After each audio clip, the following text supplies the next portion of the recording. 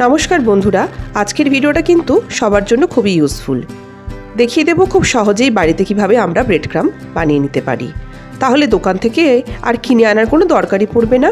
Chop cutlet তৈরি করতে গেলে বাড়িতেই আমরা ব্রেড ক্রাম্ব বানিয়ে ফেলতে পারবো।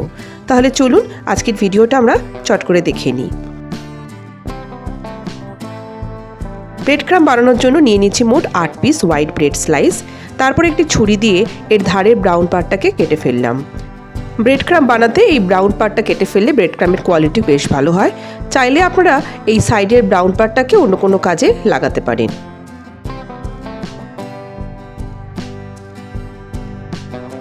নেক্সট স্টেপে আমরা একটা মিক্সিং গ্রাইন্ডারের জার নিয়ে নিলাম, আর তার মধ্যে খুব রাফলি হাত দিয়ে ছিঁড়ে ছিঁড়েই এই ব্রেডগুলোকে ঢুকিয়ে দিলাম।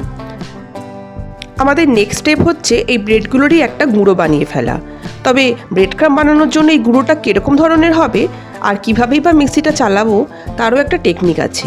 সেটা কি চলুন দেখে নেওয়া যাক। তো বন্ধুরা, মিক্সি চালাতে গেলে আমাদের মিক্সিটাকে পালস মোডে চালাতে হবে। তার মানে অ্যাট এ টাইম 10 থেকে 15 সেকেন্ডের বেশি কিন্তু চালাবো না। আর মাঝে মাঝে এইভাবে ঢাকা খুলে চেক করে নেব যে গুঁড়োটা কেমন তৈরি হচ্ছে। তার মানে গুঁড়োটা কিন্তু খুব বেশি ফাইন করলে চলবে না। দেখুন, এরকম একটা কোর্স টাইপের পাউডার আমাদেরকে কিন্তু বানাতে হবে এই ব্রেড ক্রাম্ব তৈরির ক্ষেত্রে। এবার একটা গ্যাসের মধ্যে বসিয়ে দিয়েছি কড়াই। গ্যাসের ফ্লেমটাকে একেবারে লো রেখে ব্রেডের গুঁড়োগুলো দিয়ে দিলাম কড়াইতে। আর এইভাবে কন্টিনিউয়াসলি হাতা দিয়ে এটাকে নাড়াতে থাকলাম প্রায় 10 মিনিট।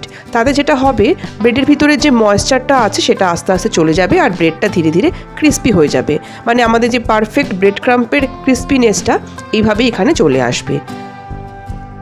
আচ্ছা, আপনারা চাইলে কিন্তু একটু অন্যভাবেও ব্রেড ক্রাম্বটা বানাতে পারেন। তার মানে গোটা অবস্থায় ব্রেডটাকে শুকনো তাওয়াতে এইভাবে সেঁকে নিয়ে তারপরে মিক্সিং জারের মধ্যে গুঁড়ো করে নিতে পারেন।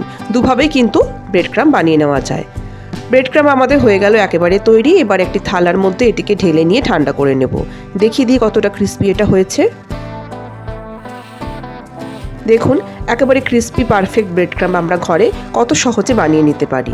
এবার এটাকে জারের মধ্যে স্টোর করে আমরা 1 থেকে 2 মাস ইজিলি রাখতে পারি।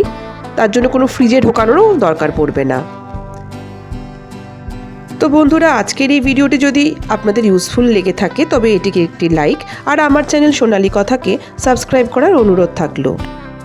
আমি এরকমই ইউজফুল ভিডিও আমার চ্যানেলে আপলোড করে থাকি। আপনারা সবাই ভালো থাকবেন, সুস্থ থাকবেন। নমস্কার।